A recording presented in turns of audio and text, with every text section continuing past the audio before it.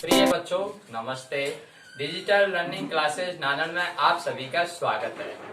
आइए बच्चों, आज हम कक्षा 8 भाग नंबर 3 का अध्ययन करते हैं, जिसके अंतर्गत एक चर वाले जो रैखिक समीकरण हैं उसके बारे में आज विस्तार से जानकारी प्राप्त करेंगे। देखिए बच्चों, एक चर वाले रैखिक समीकरण क्या होते हैं। प्रश्न ये आता है, एक चर वाले रैखिक समीकरण। देखिए बच्चों, प्रश्न ये आता है, ये चर क्या है। देखिए, आपने अंग्रेजी वर्णमाला पढ़ी थी और गिनती सीखी थी। बच्चों, आपने पिछले कक्षाओं में 2x, 3y, 5z कुछ इस तरह के व्यंजक देखे, तो बच्चों इन्हीं को चर कहते हैं। कहने का तात्पर्य यह है कि गिनती के जो अंक हैं उनके साथ अंग्रेजी वर्णमाला के जो अक्षर आते हैं वही चर कहलाते हैं। अब बात ये आती है कि चर और अचर भी सुना होगा आपने, तो अचर क्या होता है। अचर बच्चों जिसमें अंग्रेजी वर्णमाला के अक्षर नहीं आते हैं। जैसे फॉर एग्जाम्पल 2x लिखा बच्चों, तो ये 2x चर है। दूसरा मैं यहां लिखता हूं 5, ये अचर पद है। क्या है बच्चों, ये अचर पद और ये चर पद। ठीक है बच्चों, ये चर पद है, ये अचर पद है। अब एक चर वाले रैखिक समीकरण जब अपन आगे अध्ययन करते हैं तो यहां तक आपको कॉन्सेप्ट क्लियर होना चाहिए। अब इनके योग संक्रिया, व्यवकलन संक्रिया, गुणन संक्रिया और भाग संक्रिया, इन समीकरणों के माध्यम से अपन पढ़ते हैं और किस तरह से जब अपन एग्जाम हल करेंगे तो आपको समझ में आएगा विस्तार से। उससे पहले आपने ये जानकारी हासिल की कि चर और अचर क्या होता है। अब बात ये आती है कि चर पद में एक पद भी होता है, दुई पद भी होता है, तीन पद भी होता है। किस तरह से, देखिए बच्चों, यहां ये है 2x एक पदीय है। क्या है ये, एक पदीय चर, एक पदीय चर है। और द्विपदीय क्या हो गया, 2x प्लस y जोड़ दिया मैंने। ठीक है, ये द्विपदीय हो गया। और 3 ये द्विपदीय पद है। ठीक है बच्चों, द्विपदीय चर हो गए। अब 3 पदीय, तो 2x प्लस वाई प्लस 5 जोड़ दिया, तो ये 3 पदीय हो गया। ठीक है बच्चों, अब बात आती है एक पद, द्विपद और 3 पद वाले। अब देखिए, जब अपन आगे पढ़ते हैं तो रैखिक समीकरण की बात करते हैं, तो रैखिक समीकरण क्या होता है। रैखिक समीकरण वह होता है बच्चों जिसके ऊपर घात सिर्फ एक होती है, सिर्फ एक होती है। अब आप कहोगे सर हमने तो 2x स्क्वायर भी पढ़ा था। 2x स्क्वायर ये क्या है, ये 2x स्क्वायर द्विघातीय पद है जिसके ऊपर 2 घात है, ये द्विघातीय पद हो गया। ठीक है बच्चों, तो अब अपन रैखिक समीकरण के बारे में अध्ययन करते हैं। मैं अब आपको विस्तार से बताता हूं। ये तो थी आपकी छोटी छोटी जानकारी कि चर क्या होता है, अचर क्या होता है। अब फिर मैंने बताया आपको रैखिक समीकरण क्या होता है। रैखिक समीकरण मैं आपको बताया कि मैंने जैसे फॉर एग्जाम्पल लिया कि मान लीजिए 2x प्लस 1 और बराबर यहां लिख दिया मैंने 4। ये बच्चों रैखिक समीकरण है। क्योंकि इसके ऊपर घात 1 लगी हुई है, x कितना है 1। तो ये क्या हो गया, रैखिक समीकरण हो गया। और अब बात आती है कि ये बीजीय व्यंजक और व्यंजक क्या होते हैं।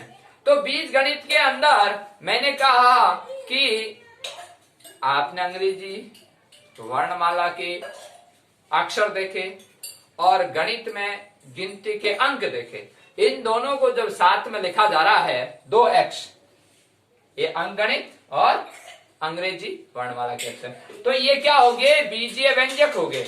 क्या हो गए बच्चों, ये बीजीय व्यंजक। अब बीजीय व्यंजक में 1 पद, 2 पद, 3 पद, 4 पद, ठीक है बच्चों, इस तरह से 1 पदीय, 2 पदीय, 3 पदीय, 4 पदीय। तो और आपको ये समझ में आ गया होगा चर क्या है, अचर क्या है। और अब आप अपनी जो पुस्तक है उसके अंदर जो अध्याय नंबर 2 है उसमें जो रैखिक समीकरण है उसके बारे में अब मैं आपको विस्तार से बताऊंगा। जो आपको मैंने एक उदाहरण दिया है 2x + 1 = 4, और ये रैखिक समीकरण है। हाँ बच्चों, प्रश्न नंबर 1, 2x - 3 = 7। अब इस प्रश्न को आप समझेंगे, अपनी जो प्रश्न और रैखिक समीकरण चल रही है, मैंने कहा रैखिक समीकरण क्या होते हैं, जिसके ऊपर घात 1 होती है। अब बच्चों मैं आपको यहाँ क्लियर कर देता हूं, x² + 1 यह रैखिक समीकरण नहीं है, क्योंकि यहाँ घात 2 लिखी हुई है, यह रैखिक समीकरण नहीं है और यह रैखिक समीकरण है। ठीक है बच्चों, क्लियर। अब इसको हल करते हैं। ये 2x क्या है, चर है। 3 क्या है बच्चों, अचर है। 7 क्या है, अचर है। और ये क्या है, ये बराबर का जो चिन्ह है इसको अपन समता कहते हैं। क्या कहते हैं बच्चों, समता। इसका नाम समता का चिन्ह है, समता का चिन्ह है। ये ध्यान रखने की बात है कि यह समता का चिन्ह है। अब बच्चों इसको हल कैसे करते हैं, देखिए यहां समता के चिन्ह के बाईं ओर इसको क्या कहते हैं, LHS। हाँ देखिए बच्चों, अब समता के इधर आगे की तरफ यानी कि दायां भाग उसको RHS कहते हैं, राइट हैंड साइड, और ये LHS left hand side. Okay, ये बायां भाग और ये दायां भाग। अब इसको हल कैसे करते हैं बच्चों, देखिए 2x यहां लिखोगे, प्रश्न को पूरा का पूरा लिख दिया। अब इसको आप हल करने जा रहे हैं, यहां आगे लिख दो और 2x। अब यहां क्या लिखोगे बच्चों, पक्षांतरण करने पर किसका, अचर पद का। पक्षांतरण किसका होता है, अचर पद का। देखिए 2x बराबर ये समता का चिन्ह और 7। अब बच्चों मोस्ट इंपोर्टेंट बात यह है कि ये -3 है, जब पक्षांतरण करते हैं तो चिन्ह बदल जाता है, माइनस का इधर जाने पर प्लस हो जाएगा। बहुत अच्छी बात। अगर यहाँ प्लस होता तो इधर माइनस हो जाता। ये महत्वपूर्ण बात है, इसको आप याद रखें। माइनस का चिन्ह इधर गया, प्लस हो गया। 2x बराबर 7 और 3 10। अब x बराबर, बच्चों जब गुणा होता है तो नीचे जाके भाग लगता है, तो 10/2। तो x बराबर 2 का भाग दिया 5, 5 दूनी 10, 2 का भाग 10 में दिया, 2 एकम 2, 2 दूनी 4, 2 तिया 6, 2 चौको 8, 2 5 10, तो 5। तो x का वैल्यू यानी x का मान क्या आया बच्चों, 5। अब अगला उदाहरण देखते हैं। हाँ, उदाहरण नंबर 2, 3y + 4 समता का चिन्ह यानी बराबर 9। अब 3y + 4 और यहां लिखेंगे बच्चों हल। ठीक है, बोर्ड एग्जाम में किस तरह से प्रश्न को हल करते हैं, जल्दबाजी नहीं करनी। यहाँ लिखा हल और प्रश्न को एज इट इज उतारेंगे। 3y + 4 समता का चिन्ह 9। अब बच्चों पक्षांतरण करने पर किसका, 4 अचर पद का। यहाँ प्लस में है, इधर जाएगा माइनस हो जाएगा, तो 9 - 4, तो 3y समता का चिन्ह 9 में 4 गए बच्चों, कितने बचे 5। तो y बराबर, अब ये 3 का भाग लग गया तो y बराबर क्या आ गया 5/3। अब 3 का भाग 5 में देंगे नहीं जाएगा, तो यही आपका उत्तर हो जाएगा। हाँ देखिए बच्चों अगला प्रश्न 4x प्लस 9 समता का चिन्ह 4। तो आप लिखेंगे बच्चों हल 4x प्लस 9 समता का चिन्ह 4। यहां लिखोगे बच्चों पक्षांतरण करने पर किसका, अचर पद का। ये चर पद है बच्चों 4x, तो समता का चिन्ह और बच्चों प्लस है तो इधर गया माइनस। अब 4x बराबर, अब देखो बच्चों यहां समझने की बात है, यहां 4 किसके हैं, प्लस के, या 9 किसके हैं बच्चों, माइनस के। तो 9 में से 4 घटेंगे लेकिन चिन्ह माइनस का, क्योंकि बड़ी संख्या माइनस की है। तो यहाँ बच्चों माइनस के 5। अब x बराबर माइनस के 5/4। अब इसका भाग नहीं जा रहा, तो अर्थात माइनस के 5/4 उत्तर। हाँ बच्चों अगला प्रश्न, यहाँ x/4 प्लस 5/2 और समता का चिन्ह -3/2। तो मैंने बच्चों कहा आपसे कि रैखिक समीकरण। अब यहाँ आपको देखिए परमेय संख्या के आधार पर है, कहीं आपने पूर्णांक के आधार पर पढ़ा, कहीं आपने प्राकृत संख्याओं के आधार पर पढ़ा। और अब देखिए ये समीकरण इस तरह से भी आपको कैसे हल करते हैं, बहुत इजी आसान, आप ध्यान से सुनना। अब देखते हैं ये जो समीकरण है उनको किस तरह से हल करते हैं। तो पहले लिखते हैं बच्चों हल, लिखा। अब एज इट इज इस प्रश्न को उतारो, x/4 प्लस 5/2 समता का चिन्ह और -3/2। अब बच्चों लिखोगे यहाँ पक्षांतरण करने पर, ठीक है बच्चों, ये 5/2 यानी परमेय संख्या, तो ये अचर पद है इधर जाएगा। तो अब देखिए, तो यहाँ x/4 बराबर -3/2 और ये प्लस का -5/2। अब बच्चों ये गलती मत कर देना कि इसको इधर भेजते तो संख्या पलट जाती है, नहीं, क्योंकि वह प्रक्रिया कहाँ होती है जब अपन भाग देते हैं और भाग का चिन्ह गुणा में होता है तब वो होता है। ये ध्यान रखने की बात है। प्लस माइनस में यूं की यूं लिखा जाता है, प्लस माइनस में यूं की यूं लिखा जाता है, चिन्ह का ध्यान रखना है। प्लस है तो माइनस लिख देना और माइनस है तो प्लस लिख देना। कब? पक्षांतरण करने पर। अब देखो बच्चों प्लस है तो माइनस हो गया, अगर यह माइनस होता तो यह प्लस हो जाता, सीधी सी बात है। तो पक्षांतरण करने पर अब बच्चों इसको हल करते हैं, बहुत इजी है। अब देखिए सबसे पहले अपन इसका एलसीएम लेंगे, ठीक है, ये 2 है। और एक बात ध्यान रखना, जब हर समान होते हैं तो अंश या तो जुड़ते हैं या घटते हैं। तो देखिए या -3 है या -5 है और हर समान है तो माइनस माइनस जुड़ जाएगा लेकिन चिन्ह माइनस का आएगा। तो यहाँ 2 लिया और यह माइनस का 3 और यह माइनस का 5 और माइनस माइनस जुड़ गया माइनस के 8/2। तो देखिए बच्चों x/4 समता का चिन्ह और माइनस के 8/2 आगे। और आए कैसे, अब सुनो ध्यान से, यहाँ हर है 2, एलसीएम लिया आपने 2 का भाग 2 में दिया एक बार, 1 को 3 से गुणा किया 3। और लेकिन बच्चों चिन्ह का ध्यान रखना, 3 के साथ में चिन्ह माइनस लिखा हुआ है तो माइनस लिखना है, आगे माइनस का चिन्ह है तो माइनस लिखना है। 2 का भाग 2 में दिया एक बार, 1 को 5 से गुणा किया 5। अब बच्चों माइनस माइनस हो गए लेकिन माइनस माइनस जुड़ते हैं और हमेशा माइनस का ही चिन्ह आता है, ये ध्यान रखना। माइनस माइनस जुड़ गए और माइनस का चिन्ह आ गया, 5 और 3 8।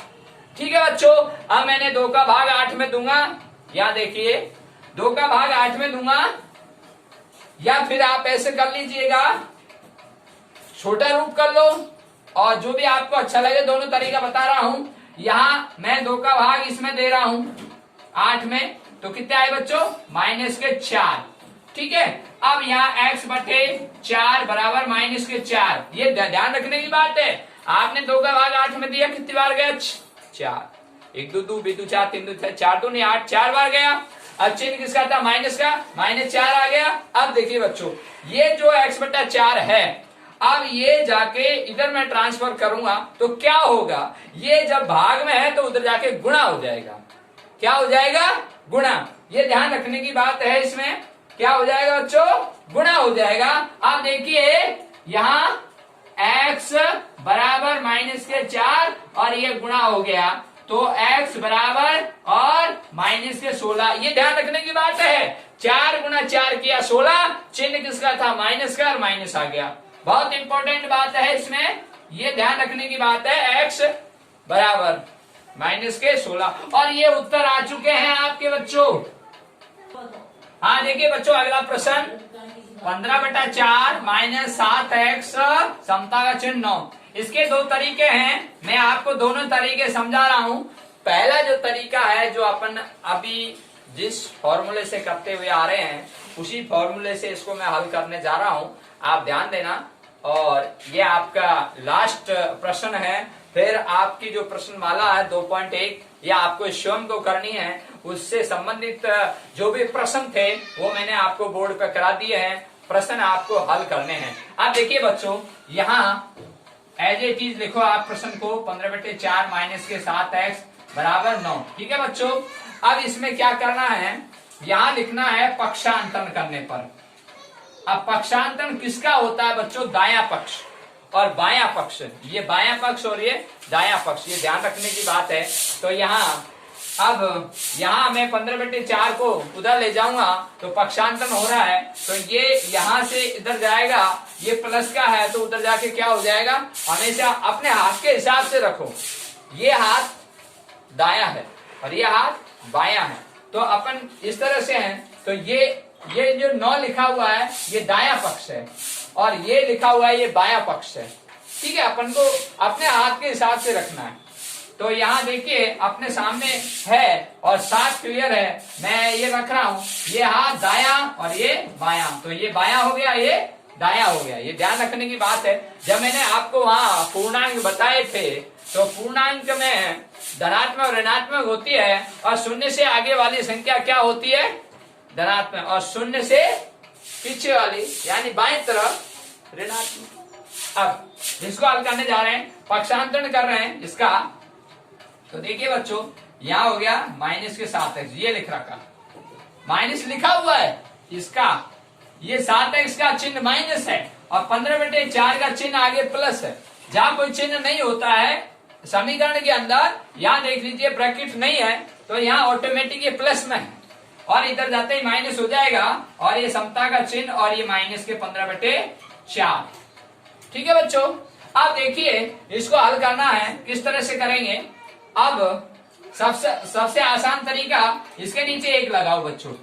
ठीक है, यहाँ लगाया और आपने एलसीएम लिया 4, 1 का भाग 4 में दिया, 4 को 9 से गुणा किया 36, और ये माइनस का चिन्ह, 4 का भाग 4 में दिया, 1 बार 1 को 15 से गुणा किया 15, 36 में से 15 गए बच्चों 21, 21/4, और किसके आए बच्चों, प्लस के। ये देख लो 36 प्लस के ज्यादा है और माइनस के 15 कम है, तो इसलिए प्लस में आए।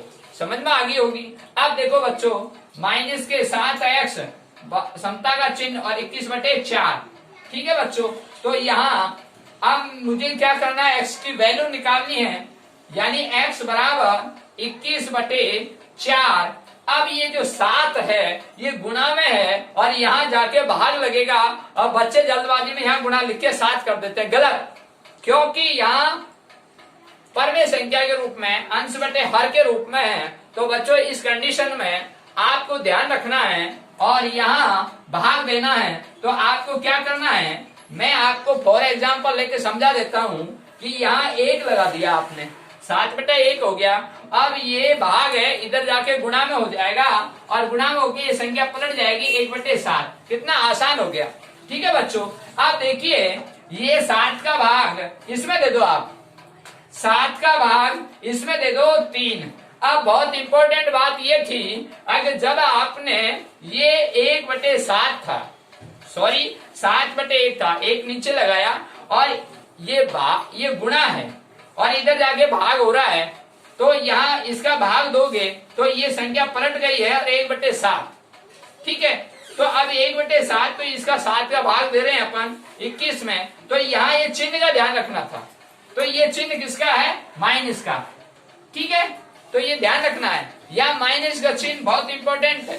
तो यहाँ बच्चों अब x बराबर 3/4 आ गया, लेकिन चिन्ह ये साथ में रहेगा। ये जो माइनस ये है ना, तो इधर जब गया भाग में तो ये ध्यान रखने की बात है। और माइनस के 3/4 ये इसके उत्तर है।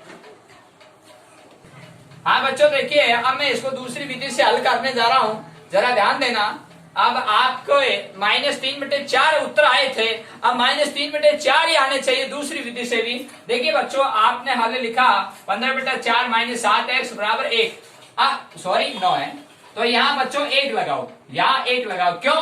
क्योंकि यहाँ बच्चों अंश बटा हर है और यहाँ अंश बटा हर नहीं है, यहाँ अंश बटा हर नहीं है, इसलिए मैंने 1 लगाया था। देखो यहाँ नहीं था और यहाँ लगा दिया, तो यानी एक रूपता हो गई प्रश्न की। अब अंश बटा हर, अंश बटा हर, अंश बटा हर, 1 से कोई फर्क नहीं पड़ता है बच्चों। 1 का भाग 7 में दो वही 7, 1 का भाग 9 में दो वही 9, चिन्ह है तो चिन्ह लगा दो। अब देखो बच्चों, ऐसे लाइन खींचो, आप खींची। अब इन सबका एलसीएम लो बच्चों, तो यहाँ एलसीएम कितना है बच्चों? 4। ठीक है, आनंद आएगा आपको, आप समझे इस सवाल को दूसरी विधि से। तो 4 का भाग 4 में दिया, कितनी बार गया? 1 बार।